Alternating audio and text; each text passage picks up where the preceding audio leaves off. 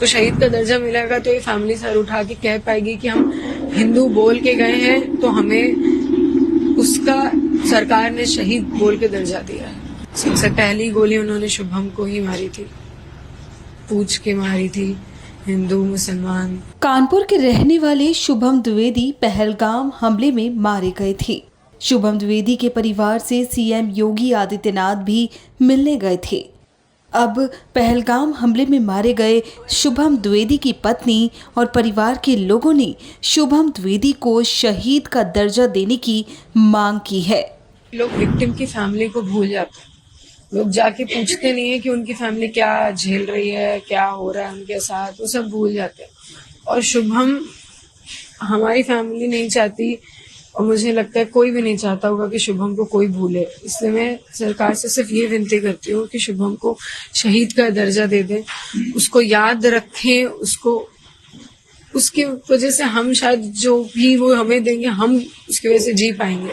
उसको शहीद का दर्जा मिलेगा तो ये फैमिली सर उठा के कह पाएगी कि हम हिंदू बोल के गए हैं तो हमें उसका सरकार ने शहीद बोल के दर्जा दिया है। सबसे पहले आप ही लोगों को हमला हुआ है। सबसे पहले वो घुसे ही वहीं से थे और पीछे से आए थे। सबसे पहली गोली उन्होंने शुभम को ही मारी थी, पूछ के मारी थी, हिंदू मुसलमान, मुसलमान हो कलमा पढ़ो। नहीं, हमें नहीं आता, हम हैं हिंदू, हमने बोला हम हिंदू हैं, मार दिया। और वो लोग थे, कोई टूरिस्ट थे, लेकिन जिस तरह से शुभम ने वहां पर उनसे बात की थी तो कुछ लोगों की जान भी बच गई। मैं तो जितना मैंने देखा है मैं यही देख रही हूँ कि जितने लोग, मैं सबके सामने क्या बोलूं घर वालों के सामने, लेकिन जितने लोग मरे हैं वहां पे उसमें से मात्र शुभम ऐसे हैं जिनका कुछ बचा नहीं था, क्योंकि उसको सोच समझ के बिल्कुल समझ के पास आके उसको मारी थी, क्योंकि वो पहला अटैक था। बाकी लोग तो उसके बाद अलर्ट हुए, भागने लगे, चीखने चिल्लाने लगे, तब इन्होंने उन्हें मारा है। वो पूरे बच्चे हैं, तो पूरा शरीर है उनके पास। हमारे घर वालों को शुभम को देखने का मौका नहीं मिला कि वो उस आखिरी में उसकी शक्ल, उसकी स्माइल देख पाए, उसका चेहरा छू पाए। कुछ बात हुआ था शहीद की गति को लेकर। सर उस दिन तो मुझे नहीं लगता हमारे घर वालों की, आपको लग रहा होगा स्थिति ऐसी थी कि हम कुछ बोल पाएंगे। हम आप ही लोगों से बोल रहे हैं, आप ही हमारी बात वहां पहुंचाएंगे, आप ही हमारी मदद करेंगे। और हम उस दिन क्या बोलते हैं, उस दिन तो सब हुआ था। हमारे अंदर इतनी ताकत थोड़ी ना, इतनी समझ थोड़ी बन के बैठे हुए कि हमें ये करना है। हम तो उस दिन अलग ही उसमें थे। वहीं शुभम द्विवेदी के चाचा ने भी कहा कि हम यही चाहते हैं कि बस उसे शहीद का दर्जा मिले।